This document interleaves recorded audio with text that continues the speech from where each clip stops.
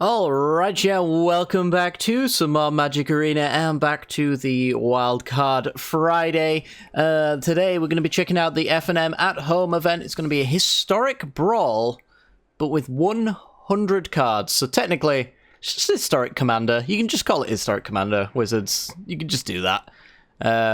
So this is just Brawl, but it's also Commander.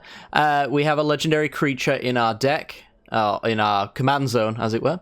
And the unbanned list, I'm assuming, is into effect as well. So Golos and Winota are unbanned. Golos, I have absolutely no idea why that's unbanned. They said it was because of power level reasons and the fact that they could just matchmake Golos players against other Golos players. I have a hard time believing that, but sure, why not? Anyway, let's get into what we're playing today. Also, the rewards are 2 rares, probably 20 or 40 gems, most likely. We're going to be playing around with this majestic boy right here. I'm not really going to go into the deck too much. I'll talk about the commander, maybe some of the really powerful cards. But, you know, it's 100 cards, so let's just assume that you know most of the cards, and most of the cards that I will read probably won't turn up during the video anyway, so that's it. Anyway, Emiel the Blessed. 4 mana, 4/4 with a activated ability of 3. Exile another creature you control and then return it to the battlefield under its owner's control. So basically we can reuse enter the battlefield abilities. That's going to be kind of the build around effect of our deck. And whenever another creature enters the battlefield under your control, you can pay a white or green, and if you do, you can put a counter on it, and if it's a unicorn, put 2 counters on it instead. I think we've only got maybe... We actually don't have any unicorns, I don't think, in the deck. No, we don't. So we're only going to get a counter on this one. There used to be a 3-drop unicorn that could tap and you gain life equal to its toughness or something like that, but I don't think that's really going to cut it in historic brawl terms. But yeah, we're going to be trying to enter the battlefield as much as possible. So we've got lots of things that do cool stuff. Thraben Inspector from the new anthology makes us a clue token, so we can draw cards with that. We've got a lot of cards in here that do draw cards, or they ramp. So Elvish Rejuvenator gets us a land. We're actually playing Field of the Dead in here as well. I figured with a 100-card singleton deck with Snow Basics now in the format, we could probably enable Field of the Dead real easy. Rejuvenator getting us lands. We've got Hour of Promise getting us 2 lands as well. Lots of stuff like that. Uvenwald Hydra at the top end enters and grabs a land of your choice. So many, many ways to get Field of the Dead. And I think we could probably do some good stuff. In fact, even like Renegade Rallier gets you a permanent card, so even if our opponent Field of Ruins are Field of the Dead, we've got Renegade Rallier here. We can flicker it with Emiel or any of our other flicker cards. We've got Cloud Shift, Ephemerate, Long Road Home. We've got from Strixhaven Semester's End, 4 mana instant, exile any number of target creatures, so you can just sweep your entire board and bring it back on the end step. So it's actually a board wipe protection as well, which is kind of cool. And you get all the ETV value. When we played this deck, it was pretty good. We played it against chat members, so there was obviously a little bit of jank on the other end, quite a fair bit at the time. So, you know, it performed well against jank. I don't know how well it'll perform against strangers on the internet who are tryharding with Ugins, but you know what? That's what we're here to find out. It's day 1 of a new format as well, so I expect to see quite a lot of jank, a lot of people who don't know how to build a good historic brawl deck in 100-card singleton, myself included, of course. This is mostly my first draft at the format, so we're going to figure it out. But our deck has... the reason why I chose Emiel is because our deck has a lot of card draw, so I'm trying to, like, nullify the fact that we've got an extra couple of cards in our deck from the 60-card format that I'm used to, by making sure that every single card either draws us a card in a roundabout fashion, like Birth of Meletus grabbing us a Plains, for example, or we have like Clerics that can be creatures or lands, so we've got extra land drops that way, or they just simply draw cards and replace themselves when they enter the battlefield, and hopefully if we flicker them again, they will generate card advantage in that meaningful way, so that's pretty good. And yeah, how do we win? So we're trying to build up a nice little board, and once we've found ourselves in a nice happy position. We're probably going to find a big old spell like Finale of Devastation, searching a library for a creature card. Probably going to try and X10 it, and then give everything +X+X, and haste until the end of the turn. Probably could use a Crater Hoof in this deck, actually. We've got God Eternal Ronus in here, who doubles the power of each creature you control. So if it enters, gives +10/+10, and then doubles. That's +20/+20 to our entire board. So that's what I'm thinking about as far as win cons are concerned. But maybe a Crater Hoof to just win off the top might be a good idea, actually. I might make that change. I don't know what I'm going to cut, though. Yeah, I'm not sure what I cut. We've also got Blessed Sanctuary as well. Prevents all non-combat damage that would be dealt to you and creatures you control. So if our opponents are playing 100-card red deck wins, then we'll be able to negate that completely with a Blessed Sanctuary. And whenever a non-token creature enters the battlefield, we get a 2/2 Unicorn as well. Those Unicorns actually will trigger Emiel, so we'll actually be able to make them 4/4s if we want to spend that extra little bit of mana. Yeah, I don't know what we'll actually cut here. We do have a Dust on. Destroy all creatures with power 3 or greater. We've got a lot of low-powered creatures in our deck. Lots of 2/2s and 1/1s on 0/3s and things like that. And then Dawn on the other side, which can be cast from our graveyard, allows us to return all creature cards with power 2 or less from our graveyard to our hand. So that's pretty sweet. Yeah, I don't know actually what we're cutting here.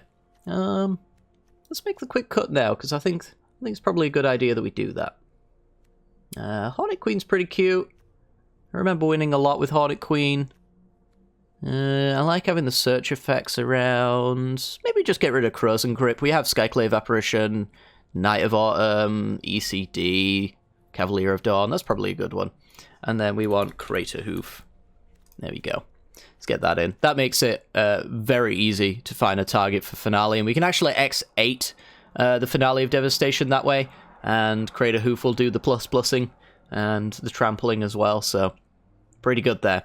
Alright guys, well if you do enjoy this content and you want to see a little bit more of it, make sure to hit that like button and subscribe. It is only around for a day, but I'm going to try and record 2 videos with this one, so hopefully later on in the week I will have another 100-card Historic Brawl video ready and good to go when you guys want to see it. But yeah, hope you enjoy the video. This video is brought to you by the generous support of our wonderful patrons and channel members that you see here.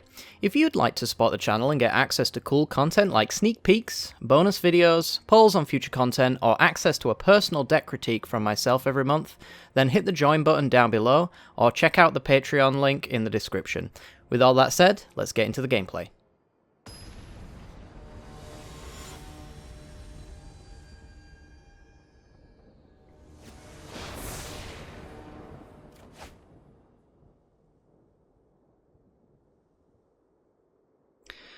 Okay, we're in, and this hand is completely unkeepable. We don't even have a green card that we can play off the forest right now, other than, I guess, Renegade Rally with absolutely 0 benefits. Scapeshift is a late game card, as is Crater Hoof Behemoth, so this is basically already a mulliganed hand, so let's send that one back and see what we've got here. 3-lander with a Signet on the play. Can't really play any of the cards we've got, but if we draw some, then we'll be okay, and we can do a turn 3 Emiel. So turn 2, turn 3, I mean, that works for me.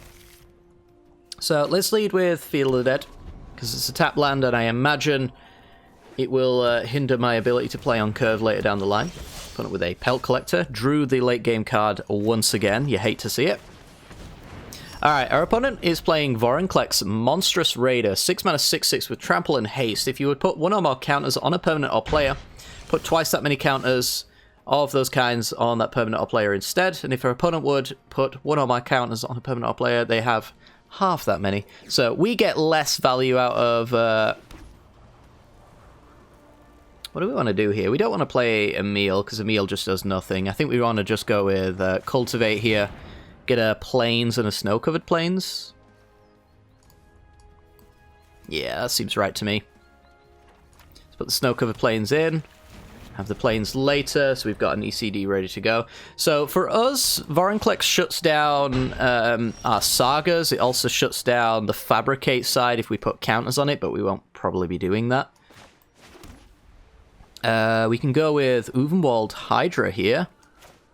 I don't hate that at all. That gets me a forest. Actually, you can just get me any good land. What's a good land? Could get a tap land out of my deck. Could get an Arch of Araska. Could go with a Fabled Passage or an Evolving Wilds. What is it for Fielded? Is it 6 or 7? It's been a while since I played with this one. 7.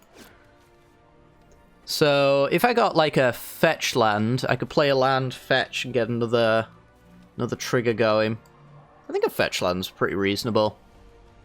Though Arch being card advantage seems pretty good as well. But I think Fabled Passage is where we want to be.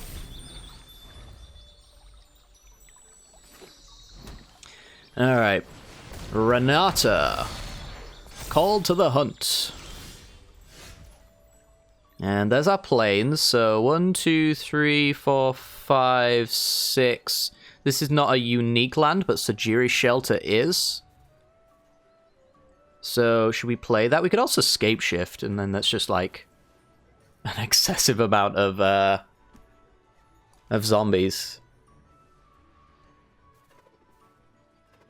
Yeah, I guess we do like Sajiri Glacier, trigger that. Activate Fabled Passage, grab a forest, trigger that. Flow all our mana, because we can. This brings them into... Oh, this brings them tapped. We don't have anything additional to play after that. I guess we can swing for 7 first. See if our opponent wants to block. They do not. I highly doubt they have a good answer to this, though.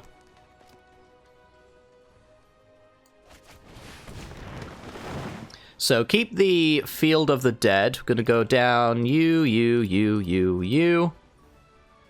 Submit 6. So we're going to get probably all the tap lands. Alright, Skip Shift's a good card with Field of the Dead. I kind of figured that'd be the case. Yeah, I think we were just going to get all the unique tap lands so that we can basically guarantee that we're going to only hit untapped lands. And most of our tap lands are dual lands as well, so it perfectly fixes our mana. We make 6 or 7, whatever, zombies. And then we Angel to give them all +1/+1.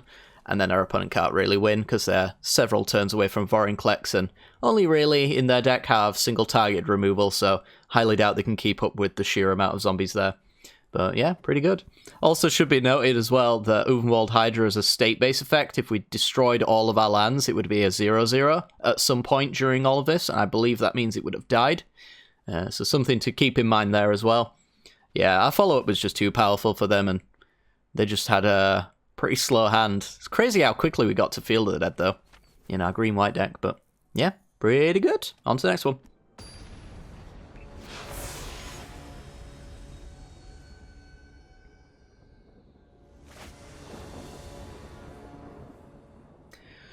More mono green, eh?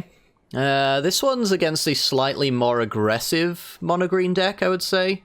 Less combo-centric, but more synergy-based. This hand is another bad hand because of the mana base. We have to pay 3 on turn 2 to get a Mind Stone down, and then we don't really follow that up with anything meaningful. So I'm going to take the free mull on this, and while we wait for our opponent, let's go through their commander. Yorvo, Lord of Gerenbrig, 3 green mana for a 0/0. When it enters the battlefield, it enters with 4 +1/+1 counters on it. And when another green creature enters the battlefield under your control, you put a 1/1 counter on Yorvo. And then, if that creature has greater power than Yorvo's, you put an additional counter on Yorvo. So it's usually quite aggressive, being a 3 mana 4/4 that then scales quite nicely, and we don't really have a good setup to beat it, except for the Skyclave Apparition, which I don't think is a reasonable way to kill it, because our opponent can just get a 3/3 from a fight spell off of it as well. Another Field of the Dead hand. We've got Llanowar Visionary and Charming Prince. Dusk is a powerful effect here. This is pretty good, right? Prevent all damage instant or sorcery would deal, so it gets around fight spells. We also get to put a counter on our creatures. We can fight a creature, make them sack an enchantment. Seems pretty good. Say hello to our opponent. The deck is not degenerate, so we say hello. It's very important to say hello to the good decks. The ones that you want to see on the ladder. Let's lead with a Field of Dead here, I think. One's just going to take the time to pump up their Swarm Shambler. And I think I'm just going to take the time to Charming Prince and Scry to make sure that hits some good stuff. I don't want to hit additional lands, I want to hit things that I can play here, and I don't care about the land, the life gain. Master Splicer is fine, it makes a 4/4. Cryptic Caves can go to the bottom. Yeah, I think next time we're playing Llanowar Visionary anyway. There's Yorvo. So immediately under pressure from our opponent's commander. Not a great deal of pressure, mind you. I'm kind of surprised, actually, now that I think about it, that 100 card Historic Brawl still on 25 life. Isn't 1v1 Commander supposed to be 30 life? I just find that very interesting. Alright. Angel of Invention's not too bad. Provides some chump blockers for us for a while, so Yorvo, as long as he doesn't get Trample, is pretty good. A Rasta of the Endless Web. I will take 5 here, because I can provide many blockers for a little while. Onto Inversion, pretty nice. We're still just working up to Field of Dead, as it turns out. So I think I'm going to go with Angel here, and I'm going to fabricate some servos out, probably. I'm still looking to maybe set up an Emiel plus Flicker as my turn. Although maybe Dusk here is actually where I want to be. It's going to kill a Rasta Yorvo, leave them with a token. And then I don't really get to follow up with anything meaningful though. But to be honest, taking 6 next turn and losing a token anyway seems pretty reasonable to me. It's not the greatest Dusk, but we should be able to follow up with a reasonable amount to take care of whatever our opponent plays from here on out. Opponent deciding whether or not they want their Yorvo in the trash, or maybe they're just absolutely confused by Dawn. They're like, wow, that card exists? And I'm like, yes. Yes, it does.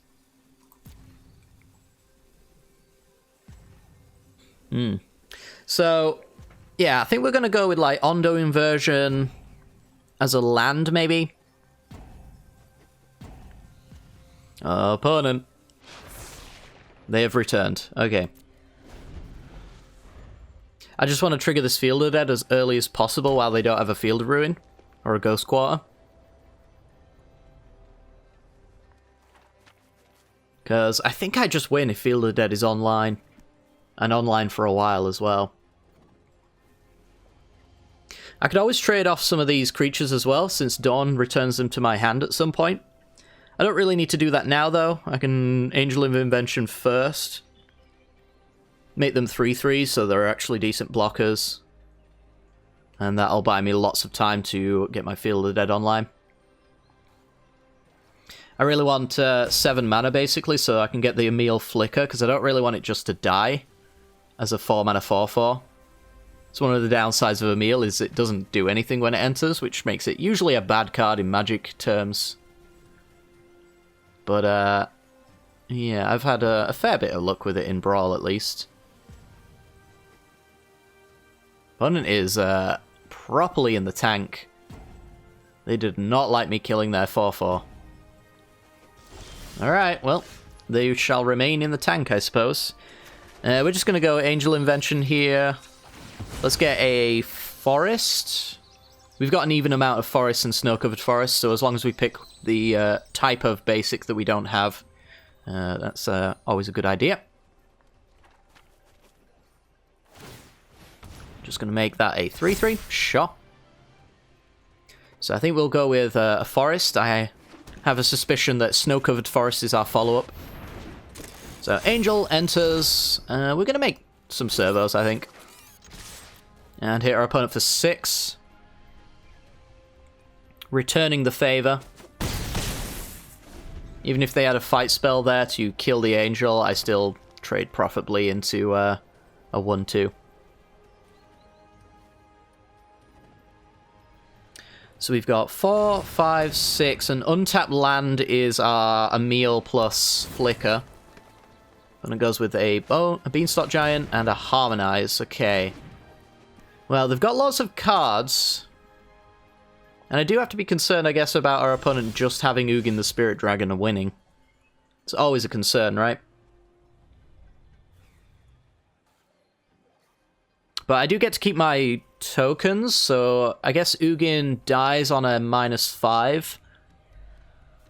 Because he's got 7 loyalty, so it'd be down to 2. They'd have to tap out for it, so I don't have to concern myself too much, I guess, with that being the case.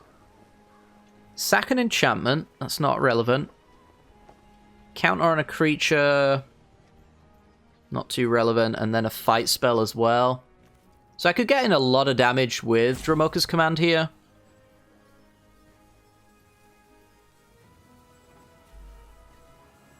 Or I could just flicker Angel of Invention and make some more 2/2s. Could do Master Splicer. Could do Amiria's Call. Creatures you control gain indestructible. You know what? I kind of like that. Let's do that. Y'all are indestructible, right? Let me just double check.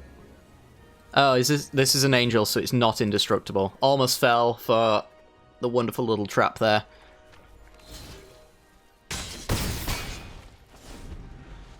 My plan makes a little less sense once Angel of Invention has been outed as an angel that doesn't receive indestructibility there.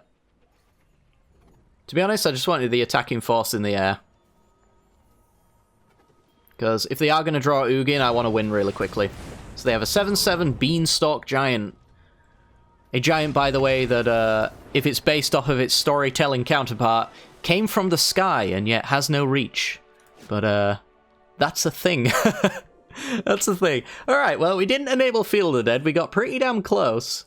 But in the end, just general value creatures got us there. Pretty good, pretty good. So that's our 2 wins for the day on this event. We're going to keep going, though, because we haven't really fully explored this format. We've only seen mono-green decks so far. Torolf, God of Fury. Not too bad, not too bad. Yeah, let's see if we can get a non-green matchup, shall we?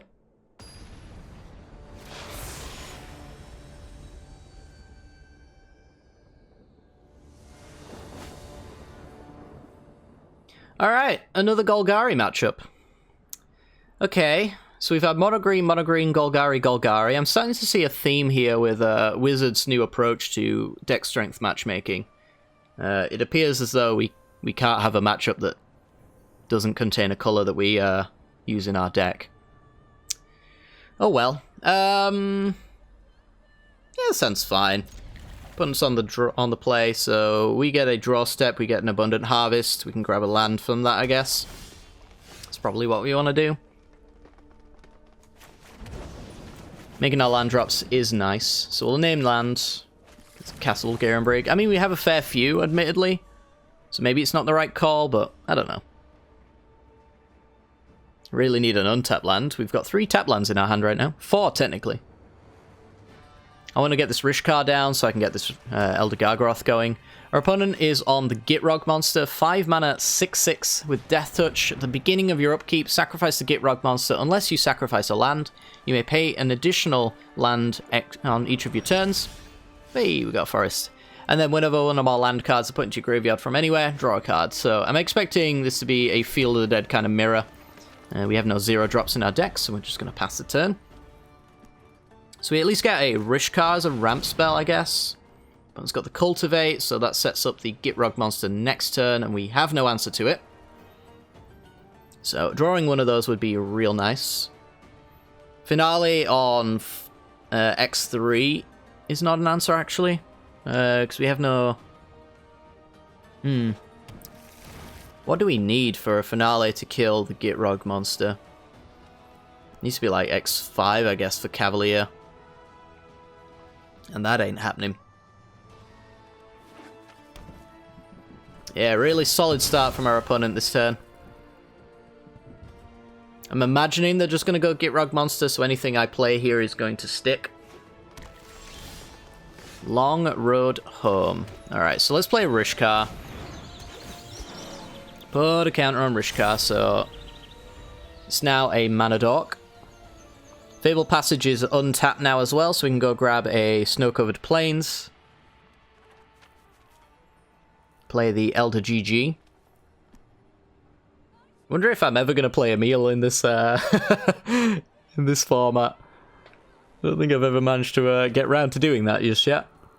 There's really been no need.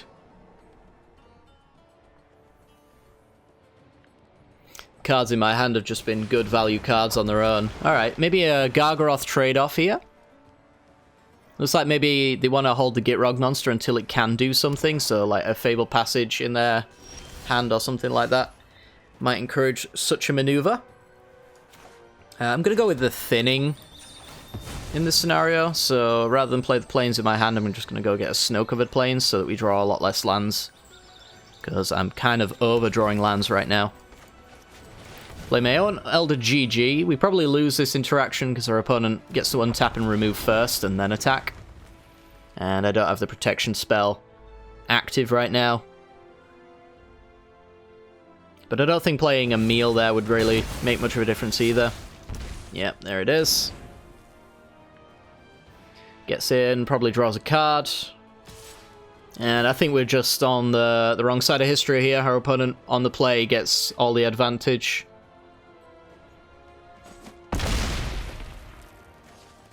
I mean, it's not over yet, but it's over. Gonna need some real solid top decks for this to turn in our favor, honestly.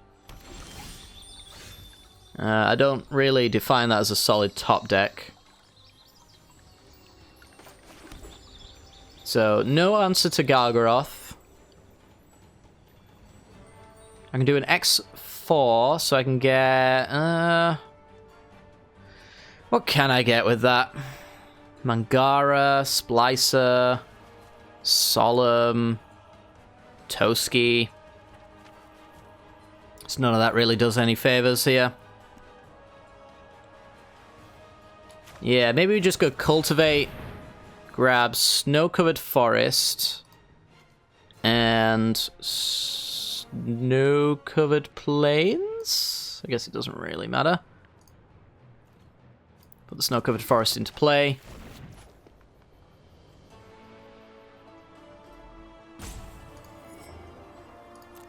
Maybe we've got Balaged Recovery, get back Elder Gargaroth.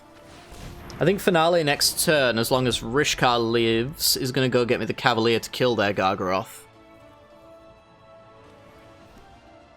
The only downside to doing the recovery here is we take an extra 2 points, and I don't think that's necessarily all that relevant.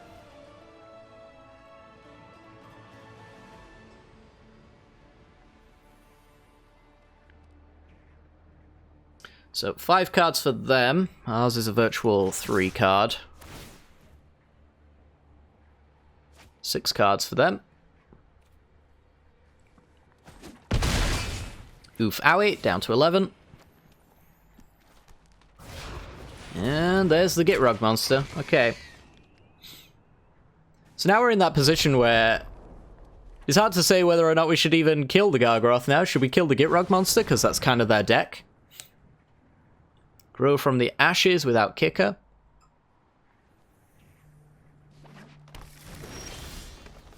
I guess with the long road home, we've got an X5 here. Search our library. We can do a flicker later. Tolsamir's not useful. Tristani's not useful. Lumbering Battlement's not useful. Yeah, it's just got to be Cavalier of Dawn here, I think, and... I mean, what are we hitting? They're drawing extra cards no matter which card I hit, so I guess I'm just gonna... hit their commander. I don't know. Honestly, don't know. I think we're just losing anyway. We're too far behind. We have been for a while. So we don't even have our protection spell open to kill the Gargaroth. And that means probably Cavalier is dead.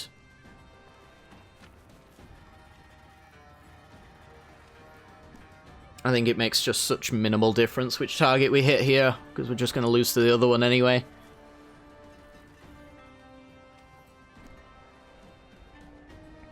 I mean, what are top decks to win us the game? Ah, yes! Everybody's favourite game ruiner, Ugin the Spirit Dragon. Well, if the X -5, they lose their entire board, but I guess they can tick up on Rishkar, that's maybe their plan? Yeah, sure. Great, awesome. So I can't kill Gargaroth because I have to kill Ugin.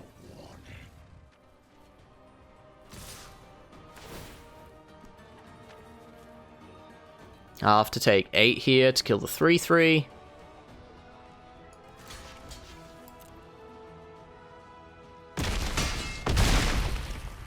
Down to 3.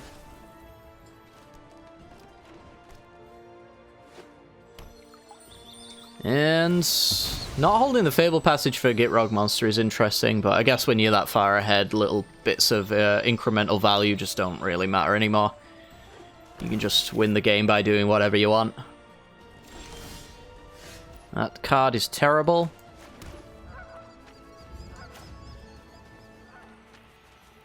Yeah, well, Llanowar Visionary, I'm just going to draw to a new card, because, like, killing Ugin with Cavalier is not going to win me the game. It's actually going to lose me the game, if anything.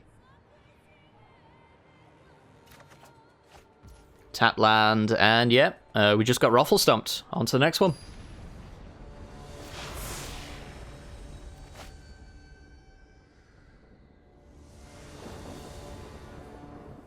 Alright, so we've had Mono Green, Golgari, Golgari, and now we've got Selesnya. So every single matchup so far has been green deck.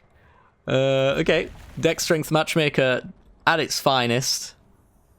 I'm just going to keep reminding everyone of that Wizards thinks that this matchmaking system is fine, and it's very clearly not. Anyway, we're playing against Hamza, which is a matchup I've never played before. Let me just go with Birth Melitus here, getting a normal Plains. And then we'll talk about our opponent's commander. Hamza, Guardian of Arashin. 6 mana, 5/5. It costs 1 less for each creature you control with a +1/+1 counter on it. And then spells you cast cost 1 less to cast for each creature you control with a +1/+1 counter on it. This thing benefits from non-creature spells on our opponent's end being cast. Fair enough. We could go with Llanowar Visionary. It generates us just as much mana, but also gives us card draw and a blocker. Do I want card draw, or do I just want straight up ramp?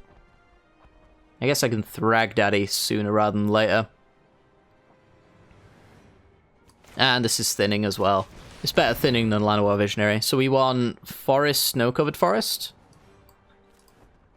And put the Snow one into play, I guess. Gotta make sure that we enable Field of the Dead as early as possible.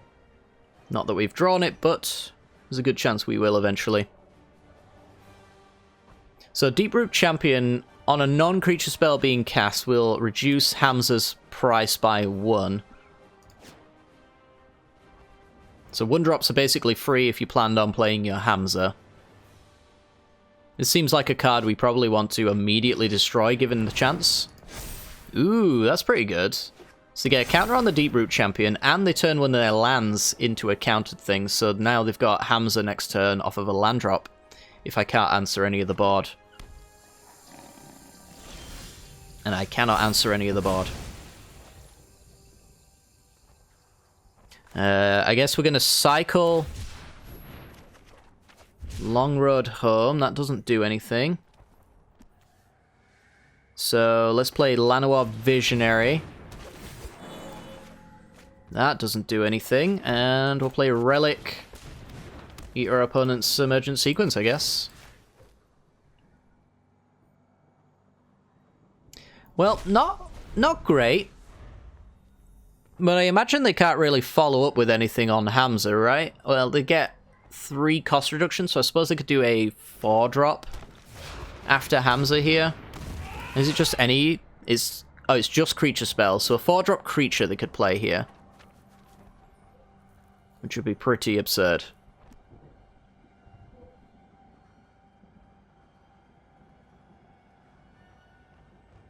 So any kind of removal from us is completely welcome. That's a Dusk. When I said it was welcome, I meant more along the lines of, I don't know, I just really want to blow up this board, so I don't really want to use Dusk. I don't think this Relic's going to be relevant, so let's... Actually, let's not use the Snowlands. There's potential for that to be relevant. Let's get rid of Relic, draw a card, try and get a better removal spell, please. Field of Ruin. That does hit, it does not hit the plains, actually. Because this is still a basic land. I guess maybe we just go Thrag Daddy. Game 5 provides a decent blocker. We could also do this for the end step on Llanowar Visionary, but I don't know. I actually want my opponent to commit a little bit into this board, and Thragtusk trades nicely anyway. Leaves a 3-3 behind if we do end up dusking. We can also flicker it with Emiel next turn as a line of play if we've got nothing better to do. Yeah, that's a card that needs to die. Without a doubt. It's like maybe they've got a fight spell here. They've certainly got something they can play. So it's a 3-drop or less. Fearless Fledgling. It's a shame that that's a 1-1. If they could make a land drop and make it a 3-3, that'd be sweet. Ooh, Swords to Plowshares. It's not bad. It's not bad at all. So I think I'm going to go ahead and thin again. Because we really have enough lands now, and if we're going to draw any land, I really want it just to be Field of the Dead. So let's get that plains out.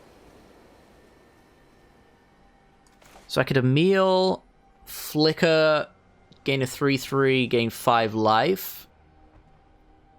On Thragtusk. I opened the Dusk up to being worse, though. I think I'm just being greedy, though, right? With the lack of dusking here. What happens if I went Long Road Home for the end step? I don't have the white for it. Long Road Home, Thragtusk, Dusk was my potential line. I think I'm just going to Dusk, though. Yeah, I think that's just got to be... Just got to be how it is. And then I guess we could Field of Ruin for a Plains, Swords to Plowshares, the Deep Root champion. Or even the Plains, take our opponent off that extra bit of mana. Let's get rid of Sunpel Grove. A forest, please. I think I will Swords to Plowshares the Plains. Why did I get a forest? I literally had only one thing that I had to do with my brain, and it just couldn't do that. Just couldn't get there. Couldn't arrive at a logical conclusion like Swords to Plowshares a land. God, I love my mind sometimes. It plays tricks on me constantly. Okay. Well, Hamza can come down. I can Swords that. That was my plan all along, chat, by the way. Don't question me. So Swords Hamza.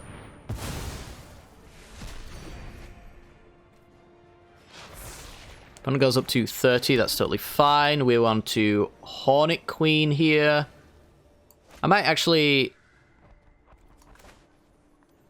I want to leave the Long Road Home mana open, so I'm not going to get in with my Llanowar Visionary, but a 3-3 I will get in with. Wow, they're really scooping up to that.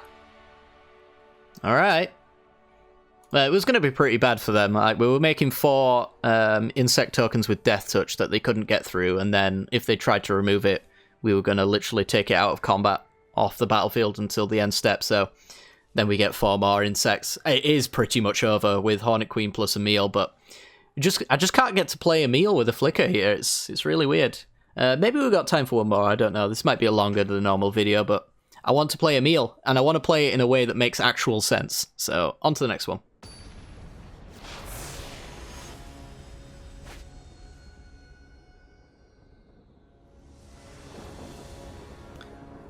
Alright, fields in hand. Signet in on turn 2. Got a regrowth effect that we can't really use. Charming Prince that can do some scries to improve the top of our deck. I'm going to take this one. Our opponent on Brawl Star, all-time favourite. Ooh, Attune with Ether. That's pretty good. We're going to go Field of Dead here. Kobold Faker's King. 2 mana and Jund colours for a 4/4 with flying. Whenever it enters the battlefield or attacks, you sack another permanent. When you sack a permanent, you put a counter on Kobold and draw a card. So usually, my experience has been with Kobold that if you kill it 2 times, your opponent scoops. So let's see if we can make that happen.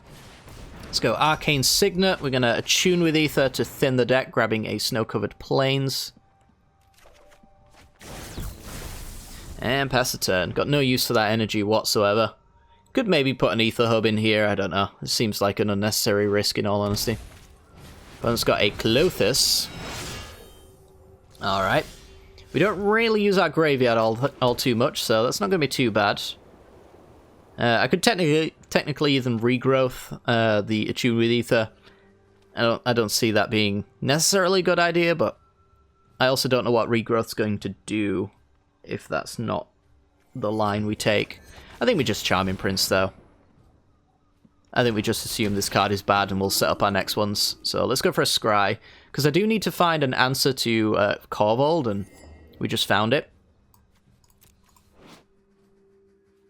This deals damage, so Blessed Sanctuary actually stops Clothis from even doing anything relevant but gaining life.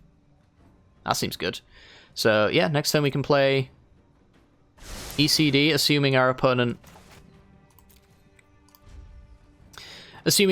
actually goes with Kobold tap out here. There goes Attune with Ether, we take 2.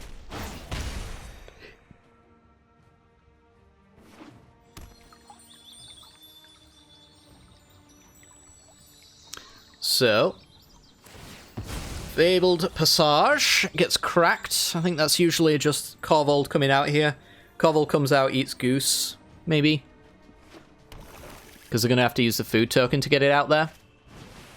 Crucible of Worlds. That's pretty good. That's not bad. Okay.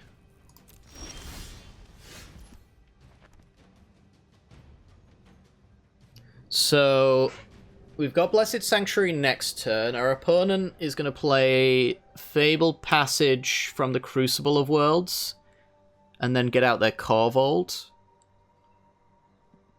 That way they can sack the food token and not the Goose. Clothis isn't going to do anything. Actually, no, Clothis eats the Fabled Passage, right? Beginning of your pre-combat main phase. Yeah, so before they can even play their land, it's gone. Okay, so I don't have to care about that. That's good. That means I'm just going to play Emiel here and tap land, I think.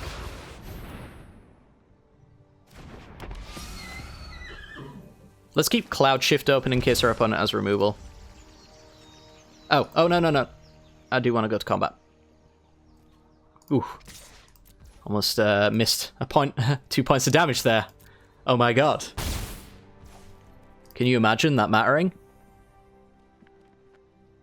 That would be crazy. Alright, so Clothis eats the only thing that Crucible of Worlds can eat. Generates them some mana, though. And there's Kobold. Alright. So they have a sack a permanent.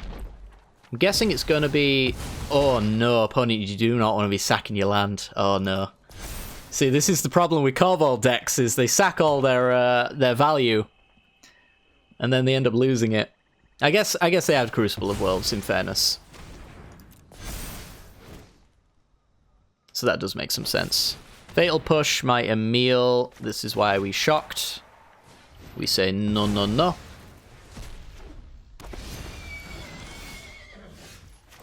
And then we ECD the Corvold. Hit you for 6. Actually, just going to play the Kabira takedown as a land here. So we have more mana to play with. So they eat my Cloud Shift. Corvold now costs 7, and they don't have even close to the mana to cast it anymore.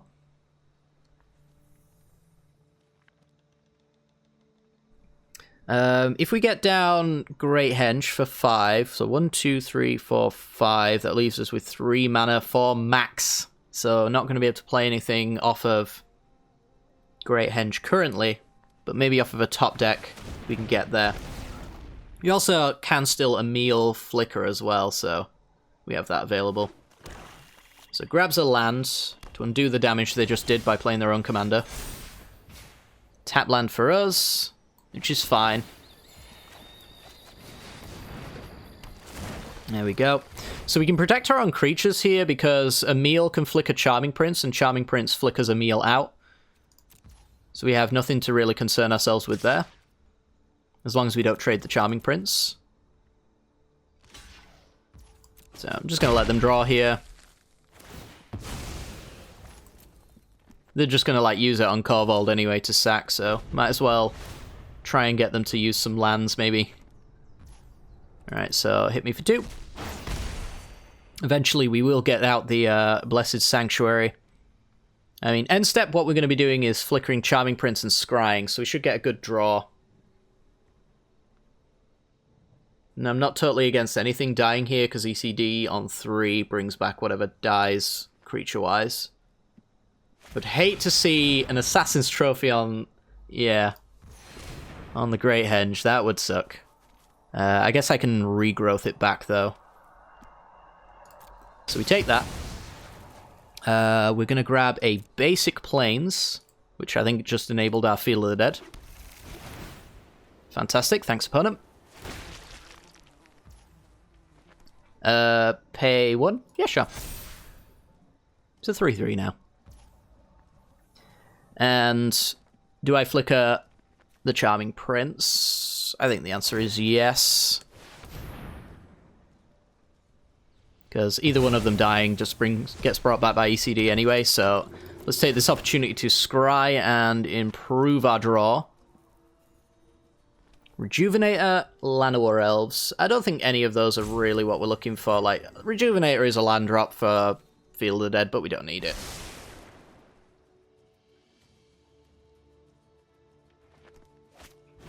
Skyclave Shade is their final card.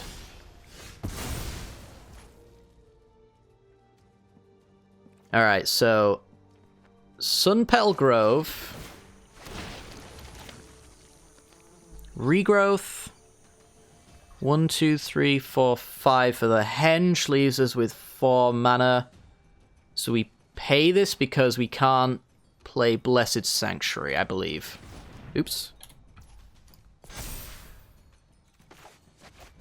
So Regrowth the Henge. Henge comes in, gives us a 3 mana for the flicker. Yeah, cool. Awesome. Right, so this comes in, this comes in, this comes in, this can't block. Clothis has no good targets again. Not finding a great time to play this Blessed Sanctuary, but to be honest, we're on 20, so we don't really care. We care more about them gaining life at this point. Vraska. Destroy an artifact, creature, or enchantment, and then create a treasure. Well, I can fizzle the treasure if they go after my creatures, but I think we all know that's not happening. So let's go Charming Prince instead. Set up a scry and a draw. God Eternal Ronus. Is that lethal? They block, can't block, so 6. Yeah, that's lethal. Cool. Send it.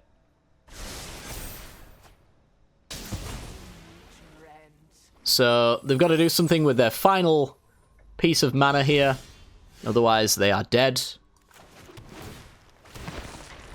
I actually get, like, a turbocharged Ronus as well. So Ronus comes in. I'm going to decline that. Doubled. Flickered. Doubled again.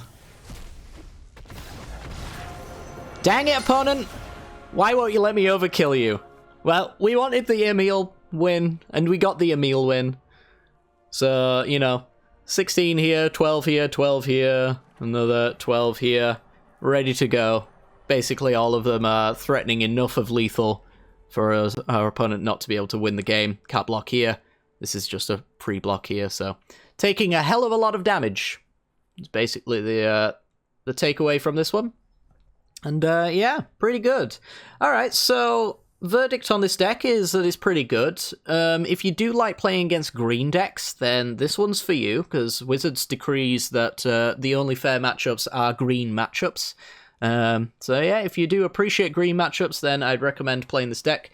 We might be seeing a lot more 100-card Historic Brawl in the future, based on the way that Wizards are talking about releasing Historic Brawl as maybe a permanent format. They've been kind of hinting at it a little while, so this might be the future of Historic Brawl. I'm not entirely against it, to be honest. There's a lot more time dedicated to deck building, and there's a lot more variance involved, but you know what, a casual format with variance is never really a terrible thing, and if it means that I'm less likely to see Ugin the Spirit Dragons and things like that, then I'm all for it.